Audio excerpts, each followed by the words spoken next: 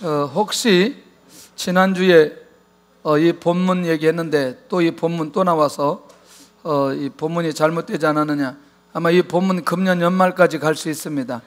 내용을 들어보면 알 수 있을 겁니다. 저는 굉장히 관심 있는 게 이번에 아시안 게임입니다.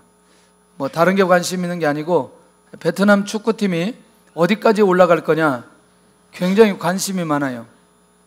그런데 이 베트남 축구팀이 감독이 한국 사람입니다. 박항서 감독이라고. 이분이 맡으면서 사실은 팀이 놀라운 변화가 일어났는데, 지난번에 20세 이하 아시아컵 해가지고 준우승했는데요, 지금 올림픽 하는데 8강까지 올라갔습니다. 8강. 그러니까 이 베트남 역사에 이런 역사가 없어요. 그러니까 지금 지난번에 바레인하고 시합 와가지고 그 마지막 골 넣어가지고 이 베트남이 지진이 일어날 정도로 사람들이 좋아했어요. 우리 월드컵 정도야 되는 거예요 지금. 그런데 뭔가 진단한 게 있어요. 뭘 진단했냐면, 감독이 딱 갔더니 뭐라고 얘기하냐면, 우리 팀이 체력이 안 됩니다. 그때 이 감독이 가서 보았더니 체력이 되더라는 거예요. 그래서 경기를 전체적으로 살펴보았어요. 전문가 입장에서 한번 살펴봤어요. 첫째는 너무나 빨라요 팀이. 그러니까 일본 팀이 꼼짝 못하더라고요.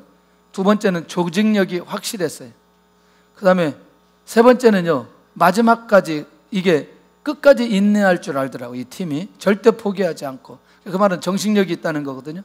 이 세 가지 딱 되니까 이 팀이 이 일반적인 팀이 아니에요. 우리나라하고 붙어도 이게 지금 만약에 4강에서 만나면 상당히 쉽지 않은 팀이 되는 거죠. 그래서 저는 이런 걸 보면서 이게 가장 밑바닥에 뭐가 될 때 이게 가능하냐? 체력이 될 때 가능하거든요. 체력이 될 때. 그러니까 이게 기초라는 게 굉장히 중요하고, 누구에게든지 비전이나 기도의 제목이나 또는 인생의 목적이나 삶의 목적이 누구에게든지 다 있다고 생각합니다. 누구에게든지. 그런데 이상하게도 출애굽기에 딱 들어오면 그런 모든 사람들이 가장 기본적으로 갖춰야 될 게 뭐냐, 이런 것들을 우리에게 끊임없이 말씀하고 있다는 겁니다. 그러니까 신앙의 기초, 출애굽의 기초, 아니면 가나안 정복의 기초, 가나안 비전의 기초, 뭐 여러 가지 많은 것들을 살펴볼 때에 이 기초 문제를 제대로 하지 않는다면 결국에는 하나님께서 수많은 기회를 우리에게 주실 때에 그 기회를 놓칠 수 있는 가능성이 매우 많이 있지만, 이 기초를 튼튼하게 해놓으면 어떤 것이든지 감당할 수 있다. 그러면 응답이 단순하게 우리가 많이 쓰는 응답, 뭐 지금 우리가 현실적인 것들, 자 그러면 그런 걸 볼 때에 가장 기본적으로 결국 응답을 위한 그릇을 하나님께서 먼저 만들어 놓으시고, 그 다음에 결국 응답으로 또는 성취로 또는 역사로 이어져 가는 것을 보게 되더라는 거죠. 그렇다면 중요한 건 그 기초는 뭐고 응답은 뭐냐, 이게 굉장히 중요하다는 거죠. 그것을 우리가 이론으로 우리 생각으로 정리하면 안 된다는 거죠. 무슨 책을 보고 정리하면 안 된다는 거죠. 여러분들 인격이 아무리 좋아도 영적으로 하나님의 관계가 무너져 있으면 그 인격도 언제든지 무너질 수 있다는 거죠. 왜냐하면 그것은 인간의 한계에 금방 가버릴 수 있거든요. 그렇기 때문에 우리가 언제든지 하나님의 말씀 안에서 이 비전과 성취의 과정이 필요한데, 그게 바로 뭐냐면 예수 그리스도로 출발하고 예수 그리스도로 통과하고 예수 그리스도로 목적으로 해야 되는데, 이렇게 하기에는 너무나 범위가 크다는 거죠. 그러면 조금 더 광야의 현실로 살펴본다면, 예수님의 이름으로 이들이 출애굽했어요. 6월절 사건입니다. 주의 능력으로 홍해 건넜어요. 자, 계속해서 기적은 체험했는데 중요한 건 하나님께서 진행을 시키지 않는다는 거죠. 이 팀이. 그러니까 순간순간마다 하나님의 능력은 경험한 건 사실이지만 이들이 죽지 않도록 하기 위해서 하나님께서 기회를 주시는 거지, 이들이 완벽한 그릇은 아니라는 거죠. 그러면 그 완벽한 그릇을 위해서 하나님께서 행군을 멈추고 성막을 만들도록 하고, 성막을 만들도록 하는 그 재료를 통해서 하나님께서 이들 모두가 예수 그리스도로 출발되도록 하는 그 상황으로 이들을 인도해 가시고 있다는 것입니다. 오늘 이 시간에 두 가지 볼 겁니다. 가는 배씨라고 염소털 보는데 이 전체 갈 수가 없어요. 왜냐하면 하나만 가지고도 굉장히 가야 될 길이 많은데, 오늘 이 내용을 우리가 살펴보면서 왜 그리스도에게 집중해야 되고, 왜 그리스도 안에서 가야 되고, 결국 그리스도가 목적이어야 되느냐라고 하는 부분들을 이제 오늘 가는 배실이라는 걸 통해서 확인해 볼 필요가 있다는 것입니다. 특별히 가는 배실은 성결하신 그리스도를 의미하고 있다는 거죠. 뭐 하신? 성결하신. 그래서 오늘 제가 질문을 던지면 성결이라고 대답하면 95점은 맞아요. 뭐 하신 그리스도? 성결하신 그리스도.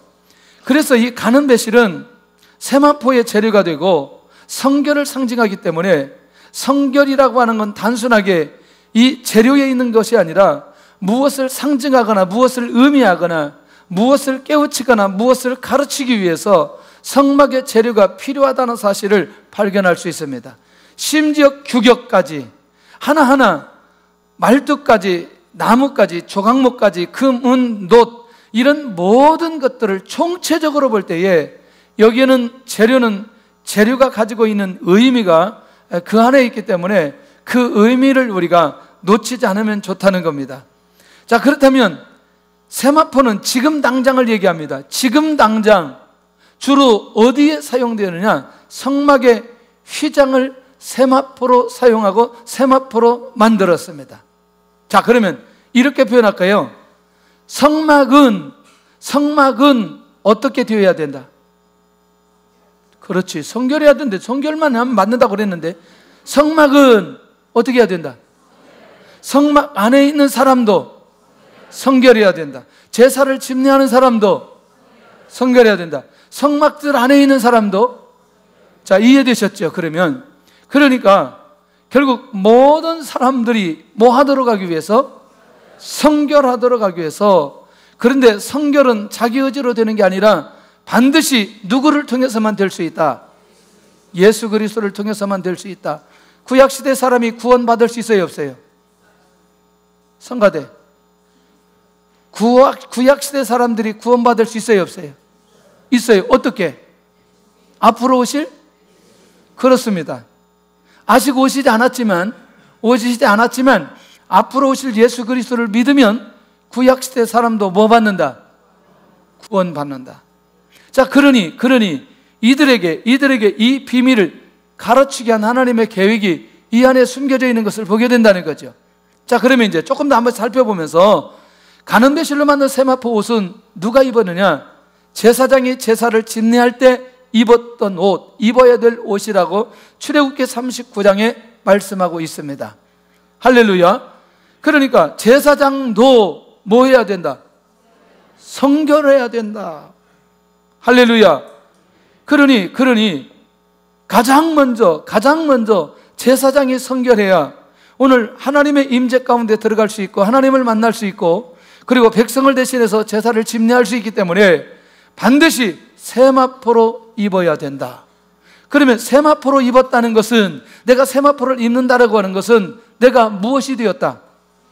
성결하게 되었다라고 하는 의미도 있다는 거죠.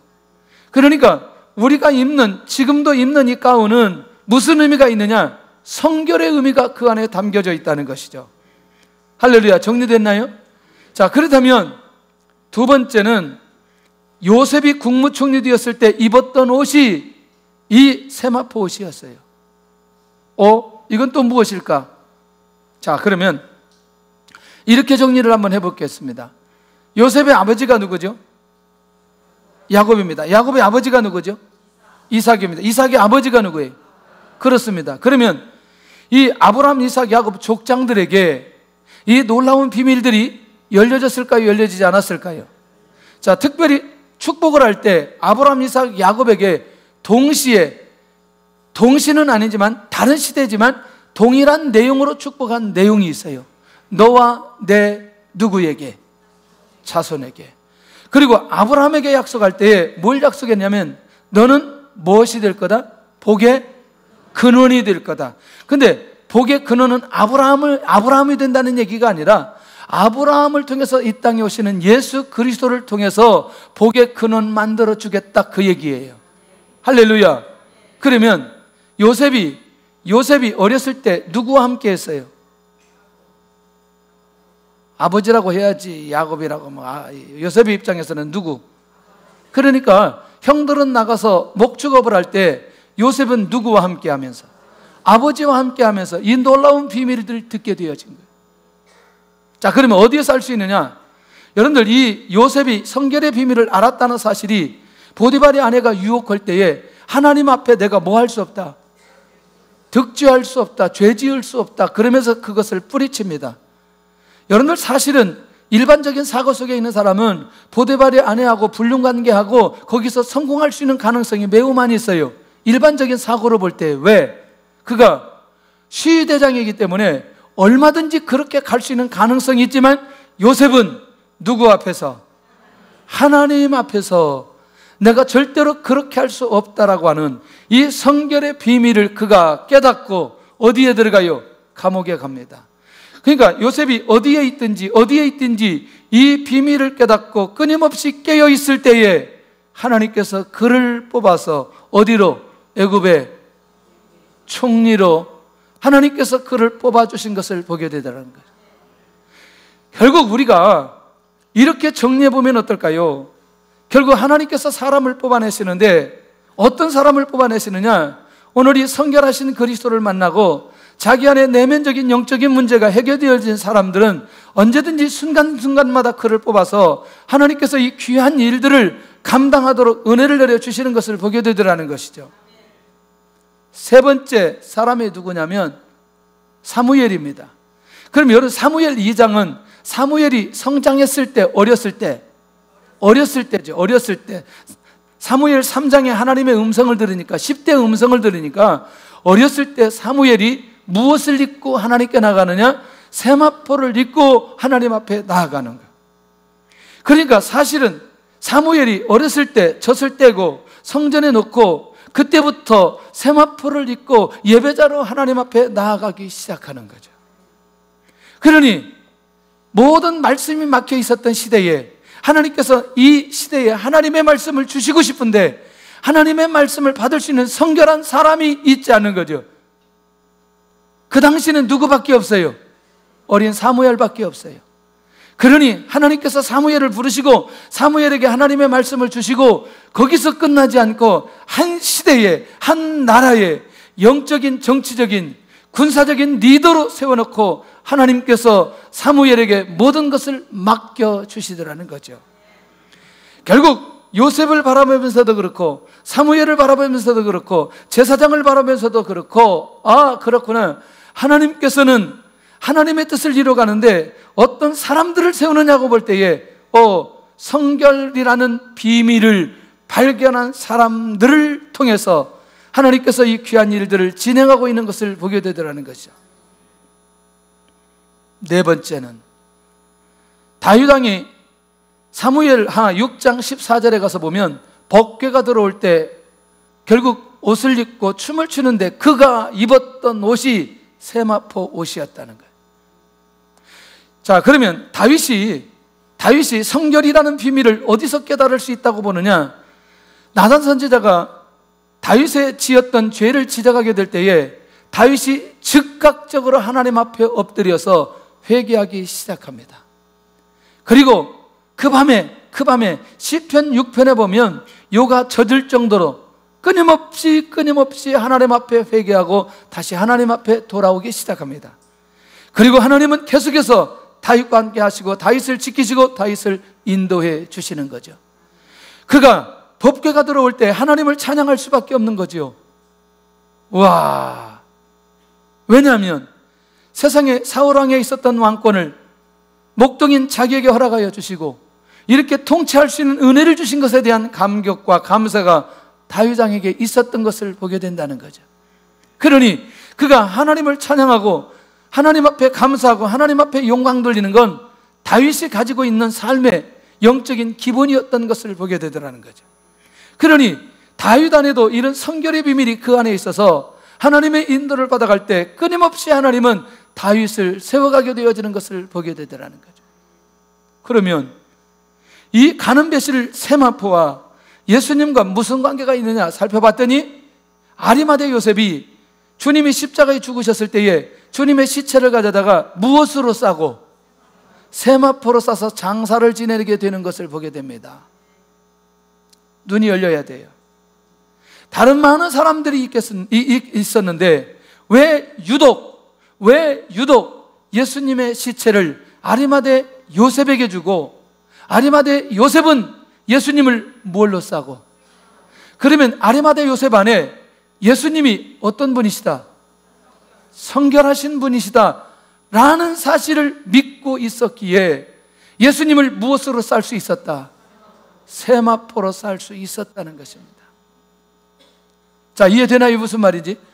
그러니 이 단순한 예수님의 장례를 치르는 것도 일반적으로 지나가지 않았다는 사실과, 나중에 누가복음 24장 12절에 가서 보니까 베드로가 주님 부활하셨다는 사실을 듣고 주님 무덤에 갔는데 뭐밖에 없어요?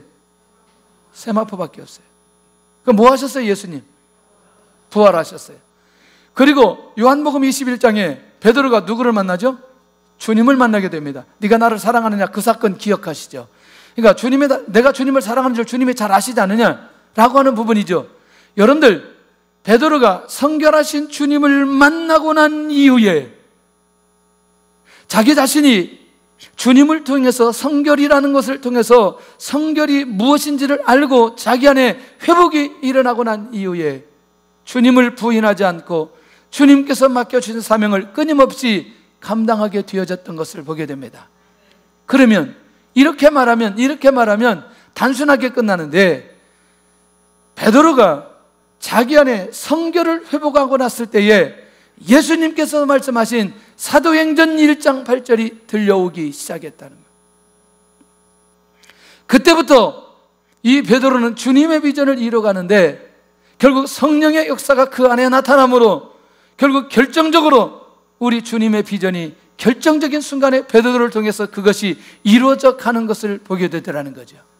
하나님의 비전이 가나안 땅을 정복하고 가나안 땅의 메시아의 낙을 이루는 것이 하나님의 비전이라면 지금 이스라엘 백성들이 가나안 땅 들어가기 전에 무엇을 해야 될 필요가 있느냐? 성결해야 될 필요가 있다는 거죠. 그런데 그들이 성결할 수 있는 비결은 누구를 통해서만 할 수 있다? 그리스도를 통해서만 그렇게 할 수 있다는 거죠. 바울이 이 비밀을 깨달았어요. 그래서 바울은 이렇게 말합니다. 로마서 1장 4절에 성결의 영으로 예수님께서 부활하셨다고 고백하는데 그 내용은 이런 거죠. 성결의 영으로 부활하셨다라고 하는 것은 예수님이 어떤 분이다? 죄가 있는 분이다, 없는 분이다? 없는 분이다. 성결하신 분이다. 그러니까 당연히 예수님은 뭐 하셨다? 부활하셨다. 무슨 영으로? 성결의 영으로.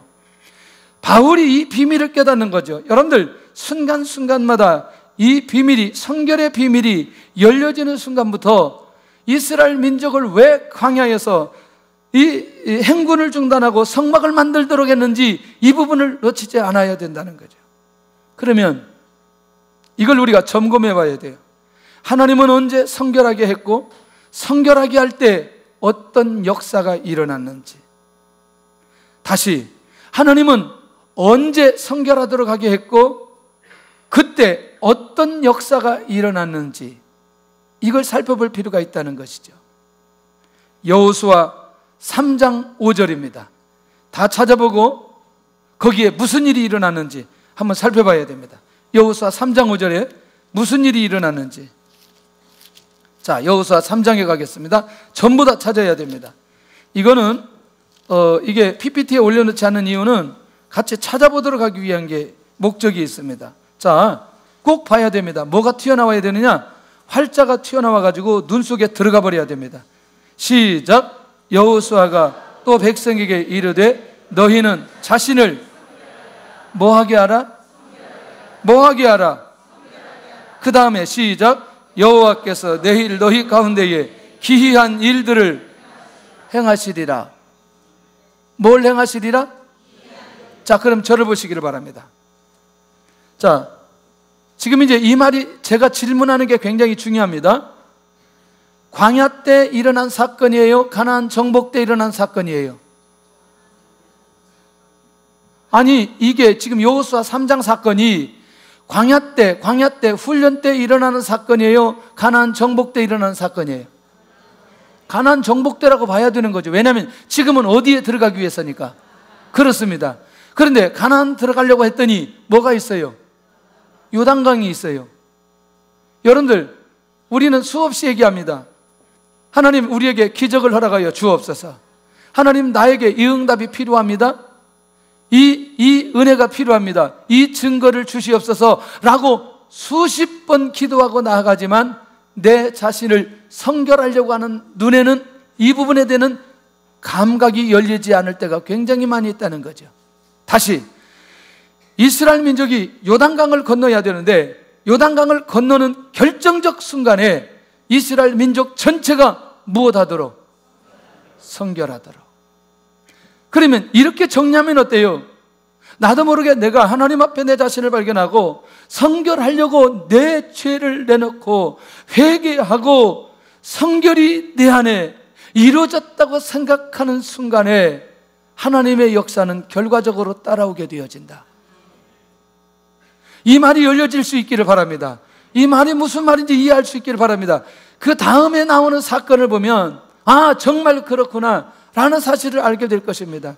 그러니 오늘 우리는 그렇습니다. 하나님, 나에게 요단강과 같은 기가 막힌 장애물이 있어 내가 이 요단강을 건너가지 못하고 요단강을 건너야 하나님의 비전이 성취되는데 그럼 내가 오늘 이 자리에 서서 무엇을 해야 되나요? 라고 고민이 될 때에 오늘 여호수아 3장 5절을 반드시 묵상할 수 있기를 바랍니다.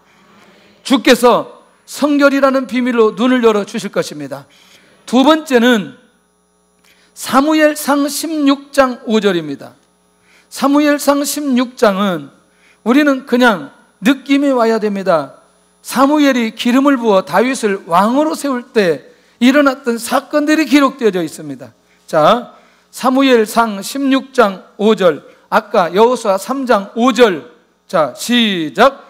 이르되 평강을 위함이니라 내가 여호와께 제사하러 왔으니 스스로 뭐하게 하고 스스로 성결하게 하고 와서 나와 함께 제사하자 하고 이새와 그의 아들들을 성결하게 하고 제사에 청하니라.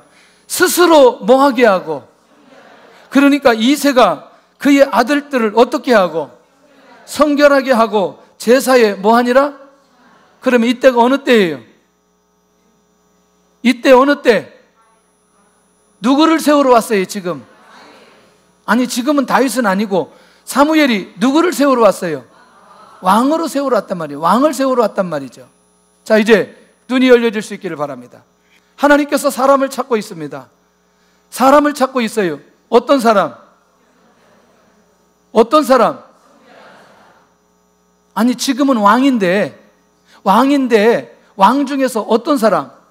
그렇습니다. 왕을 찾는데 어떤 사람? 성결한 사람. 그런데 여러분들, 기름 부어 왕을 세울 때 먼저 전제하고 갔던 게 뭐냐면 이 가정에, 이 가문에, 이 자녀들이 스스로 뭐하고 와라? 성결하게 하고 와라.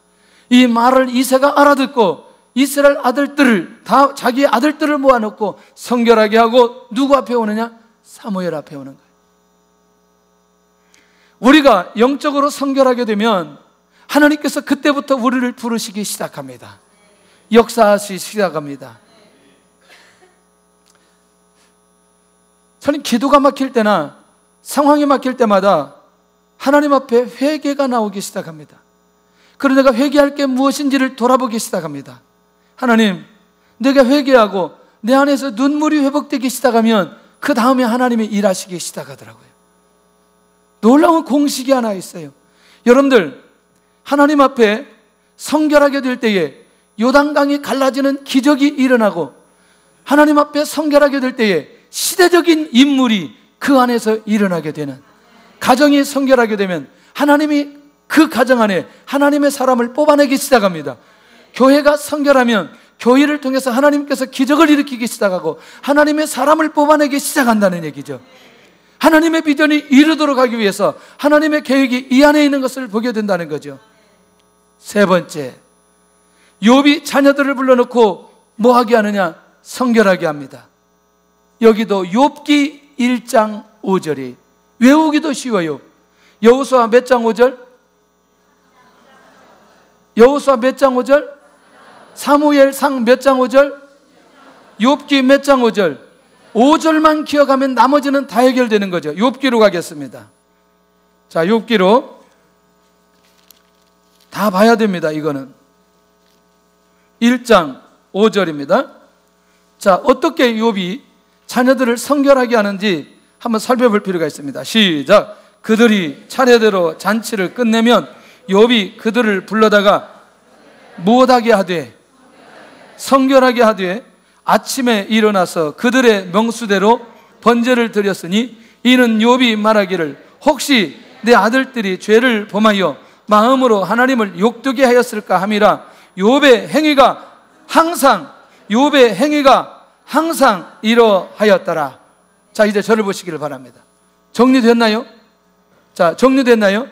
자, 잔치를 하고 자녀들을 베풀고 항상 무엇하게 하고 성결하게 하고. 그런데 이것이 욥의 행위가 항상 언제나 매일 모일 때마다. 그러면 여러분들 아까 우리가 생각해 볼 때 공동체가 요단강을 건너는 기가 막힌 역사를 경험했어요. 자, 그 다음에 다윗은 다윗 가문이 영적으로 성결하게 될 때 하나님께서 왕을 뽑아냈어요. 그런데 욥을 보니까 가정 전체가 성결하니까 이 땅에 사는데 사람이 복을 누릴 수 있는 것들을 다 누리게 만들어 주시는 거예요. 나중에 사단의 도전을 받고 자녀들 다 죽고 재산 다 날아가고 42장에 다시 하나님께서 욥의 이 모습을 보시고 몇 배 갑절의 응답을 욥에게 허락해 주시는 것을 보게 되더라는 거예요. 그러면 욥도 어떤 부분에 예민했다? 성결의 부분에 굉장히 예민했던 것을 보게 되더라는 거예요. 할렐루야. 여러분들 혹시라도 내가 지금 광야의 길을 걷거나 혹시라도 내가 어떤 문제 속에 있거나 혹시라도 내가 어떤 환경 속에 있거나 혹시라도 하나님의 비전을 얻고 씨름하는 상황이라면 가장 먼저 우선은 내 자신이 성결하기를 원하시는 하나님의 계획을 발견할 수 있기를 바랍니다. 그리고 성결하려고 할 때 반드시 누구의 이름으로? 예수 그리스도의 이름으로 성결할 수 있다는 사실을 가르쳐주고 있다는 거예요. 저는 지난 금요일 날 하나님께서 설교 준비하는데 굉장히 중요한 마음을 주셨어요. 답까지 다 얘기해야 되는데 그날 설교가 길어가지고 답을 얘기하지 못했어요. 그런데 이 모든 것들을 해결할 수 있는 비결은 성결하신 그리스도를 만나면 다 해결되어진다는 거죠. 할렐루야. 그런 면에서 이제 우리는 모든 것들을 내려놓고 내가 지금 집중해야 될, 집중하게 만드시는 하나님의 의도가 보여져야 된다는 거예요. 오늘 이 성막을 만들고 가는 매실로 또는 그 다음에 이어지는 염소털로 이어지는 이 재료를 통해서 하나님께서 이스라엘 민족을 이끌어 가시는 궁극적 이유를 살펴볼 필요가 있다는 거죠. 우리는 어떻게 성결을 그럼 유지할 수 있을까? 예수님의 이름으로 죄를 고백할 때 결국 이 성결을 유지하게 되는데 시작. 만일 우리가 우리 죄를 자백하면 그는 미쁘시고 의로우사 우리 죄를 사하시며 우리를 모든 불의에서 깨끗하게 하실 것이요. 우리 죄를 무엇하기만 하면 자백하면 내 죄가 보여졌기 때문에 결국 주님께서 우리를 모든 불의에서 깨끗하게 되었다는 말을 다른 말로 성결이라고 말할 수 있다.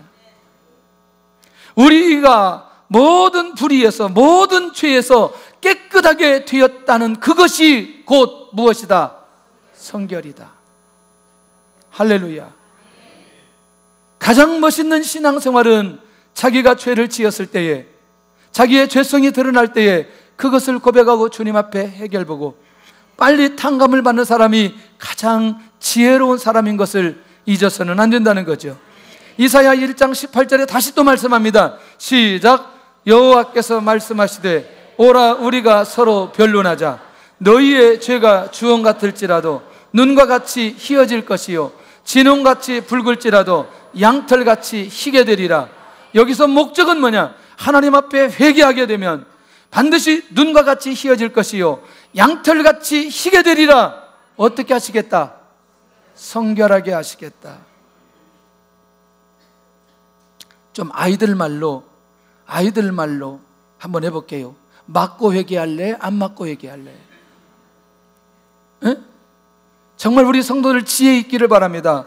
맞지 않고 하나님 앞에 회개하고 성결을 회복했을 때에 하나님께서 약속하신 이 놀라운 비밀들이 우리 가운데 이루어져야 될 필요 있지 않겠냐는 거죠.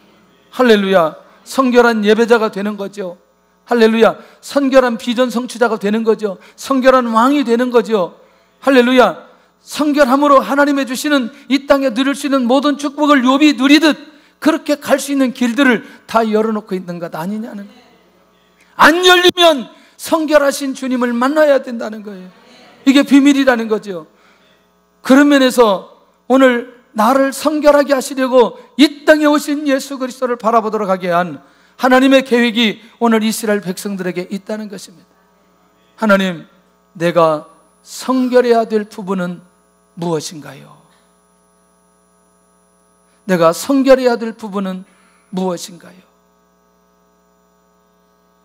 제가요 이제 약간 조금 요즘에 성숙했어요.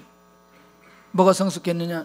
옆에 차가 빨리 달려도 덜 달려요. 이제 옆에 차가 추월해도 제가 이제 그 승부욕이 발동이 안 생겨서 정말 감사해요. 뭐 경기를 해도 뭐 이기려고 하는 생각이 그렇게 많진 않아요. 그냥 막 이렇게 그렇다 해서 내가 진다고 생각은 안 하지만 하여튼 뭐 이런 끊임없이 하나님께서 저의 죄성을 다루고 있는데 이 부분에 대해서 정말 하나님 앞에 감사하면서 이런 보이지 않는, 제가 간단하게 말을 하지만 그것이 깊숙하게 들어가면, 다른 쪽으로 들어가면, 이게 죄성이 다른 쪽으로 살아가면 더 심각한 상황이 될 수 있기 때문에 제가 겉으로 드러나는 얘기들만 얘기하는 거죠. 그런 면에서 내가 성결해야 될 부분은 무엇인가? 유독 어떤 분은 돈에 매우 약할 수 있어요. 어떤 분은 남자에 매우 약할 수 있어요. 어떤 분은 자녀에게 매우 약할 수 있어요. 그러니까 이런 부분들이 뭔지 우리 안에 내가 성결해야 될 부분이 무엇인가가 보여질 수 있기를 바랍니다. 할렐루야. 그런 면에서 내가 성결할 수 있는 비결은, 내가 성결해야 되는 이유는 나는 항상 성결을 유지하고 있는가? 라고 하는 부분이 매우 중요하다는 거죠. 자, 제가 작정을 했어요. 설교를 40분을 안 넘겨야 되겠다. 40분. 좋지요? 네? 40분 넘기기 별로 이게 설교를 짧게 하는 것도 은혜가 된대요. 그 지금 이제 거의 오늘 30분에 해서 지금 35분 넘어가고 있어요. 34분 넘어가고 있어요. 길게 안 했어요, 오늘 뭐. 근데 오늘 염소털까지는 가야 돼. 근데 간단하게 할게요. 다른 사람이 웃는데 안 우는 것도 또 좀 그래요. 참, 하여튼. 그 옛날에 그 황수관 박사님이 제일 안 웃는 사람들이 누구냐면 학교 교장 선생님들이 제일 안 웃더래요. 그러다가 어느 날 한번 빵 터지니까 막 난리가 났더라는 거죠. 자, 이제 염소털은 제가 정리를 하는데요. 정리를 빨리 하겠습니다. 여러분들 이해가 빨리 될 거예요. 왜냐하면 가는배 실은 세마포, 염소털은 뭐야? 자, 일단은 성경에 기록된 염소는 좋은 의미의 목적이 있었어요. 선민의 양식으로 사용되었어요. 좋은 의미, 나쁜 의미. 좋은 의미. 그리고 염소가 많으면 뭐라고 얘기해요? 부자다. 염소가 많으면. 그러니까 재산 목록에 굉장히 중요한 거였어요. 자, 그것도 정리됐죠? 자, 세 번째, 이 에스겔 27장 21절에 가서 보면 나라와 나라의 무역을 할 때 염소가 매우 중요했어요. 자, 이것까지는 좋은 의미로 사용됐기 때문에 괜찮아요. 그런데 여러분들 다니엘서 8장 5절에 가서 보면 메데바사가 멸망되어지고 그 다음에 헬라 제국이 일어날 때 헬라 제국이라고 말하지 않고 알렉산더 대왕이라고 말하지 않고 순염소라고 말하고 있습니다. 뭐라고? 순염소. 예. 역시 이제 이 중간 사이 내용들을 볼 때에 이 부분도 결국에는 나중에 지나가면서 또 다시 하나님의 심판을 당하는데, 자, 그건 또 그 다음을 보면서 또 정리를 해야 돼요. 혹시 마태복음 25장을 보면서 오른쪽에는 양, 왼쪽에는 염소 보았나요? 그러면 염소의 무리 속에, 양의 무리 속에 있는 사람들은 모두 다 어디 갈 사람으로? 천국 갈 사람으로. 염소의 부류에 있는 사람들은 어디 갈 사람들은? 예. 그래서 여기 심판의 대상으로 염소를 사용하고 염소를 비유했던 것을 보게 됩니다. 자, 이것까지 별로 어렵잖아요. 그런데 도대체 염소는 왜 그리스도와 연결되느냐라고 하는 부분들을 이해하고 우리가 기도할 필요가 있다는 거죠. 자, 레위기서 16장에 가서 보면 하나님 앞에 속죄제를 드릴 때는 염소 몇 마리를 드리라고 하느냐? 2마리를 드리라고 말씀하고 있습니다. 한 마리는 여호와를 위해서 드리고 한 마리는 아사셀을 위해서 드리라고 말하고 있습니다. 궁금해요. 아사셀의 염소는 어떻게 드려야 되느냐? 특별히 아사셀의 염소를 드릴 때는 죄를 지은 내용을 적어가지고 염소에 짊어지게 만들고 풀도 없고 물도 없고 먹을 것이 없는 사막으로 보내지면서 그리고 거기서 그냥 살다가 죽도록 만드는 거죠. 이것이 하나님 앞에 속죄제를 드릴 때, 자, 2마리 중에 한 마리의 역할이라는 거죠. 자, 이해되나요? 무슨 말인지? 자, 그것은 결국 뭐냐면 예수님의 사역은 아사셀 염소와 같은 사역으로 죄를 짊어지시고 마침내 어디에서? 십자가에서 돌아가심을 예표하도록 하기 위해서 반드시 염소털을 준비하도록 하게 했다는 것입니다.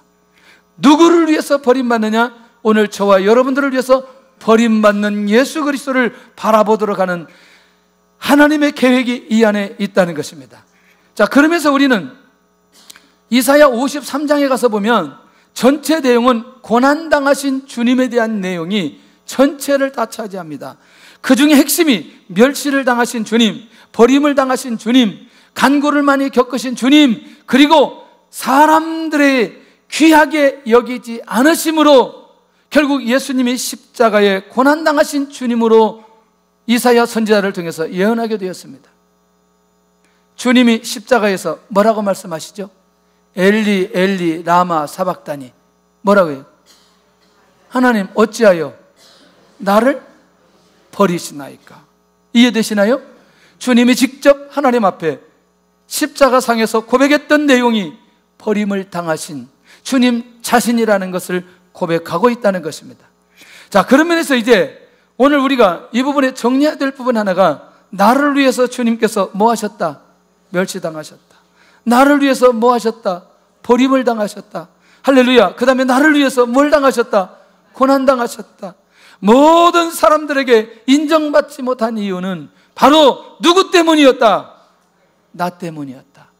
광야에 있는 이스라엘 모든 백성들이 이 비밀을 깨닫기를 원했다는 거죠. 앞으로 오실 예수 그리스도는 버림을 당하는데 그 버림을 당한 예수님은 바로 누구 때문에? 광야에 있는 우리 때문에 버림을 당하신다는 사실을 믿음으로 바라보도록 하기 위해서 염소털 준비해와라. 어떻게 생각하시나요? 나를 위해서 버림을 당했다는, 나를 위해서 대가를 지불했다고 생각하는 사람이 가지고 있는 삶의 결단이 바로 이거라는 거죠. 바울처럼 이 고백을 할 수밖에 없다는 거죠. 시작. 내가 그리스도와 함께 십자가에 못 박혔나니 그런즉 이제는 내가 사는 것이 아니요 오직 내 안에 그리스도께서 사신 것이라. 이제 내가 육체 가운데 사는 것은 나를 사랑하사 나를 위하여 자기 자신을 버리신 하나님의 아들을 믿는 믿음 안에서 사는 것이니라. 이 비밀을 아는 자들만이 하나님의 아들을 믿는 믿음 안에서 살 수 있기 때문에 나를 버리신 주님을 만나야 된다는 거죠. 나를 성결하게 하신 주님을 만나야 된다는 것이죠. 그러면서 비전의 성취를 위한 기초를 위해서는 이제는 선결한 삶을 살아가는 사명자가 되게 하여 주옵소서. 성결에 대해서 예민할 수 있기를 바랍니다. 할렐루야. 나를 성결하신 주님을 끊임없이 매 순간 나의 죄성이 일어날 때마다 만날 수 있기를 바랍니다. 세 번째는 나를 위해서 버리신 그리스도를 사모하고 주님께서 원하는 삶을 살아가는, 이제 그분을 믿는 믿음 안에서 사는 그 믿음이 우리 안에서 회복되어야 될 필요가 있다는 거죠.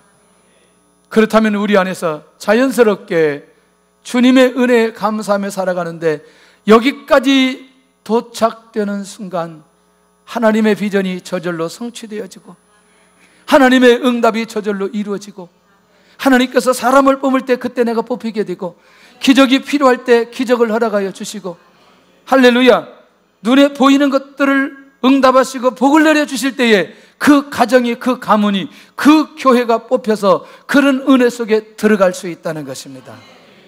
우리 모두가 비전의 성취의 현장에 모두 다 서 있기를 바라고 그러기 위해서는 성결할 수 있기를 바랍니다. 그러기 위해서 나를 위해서 버림을 당하신 주님을 만날 수 있기를 바랍니다.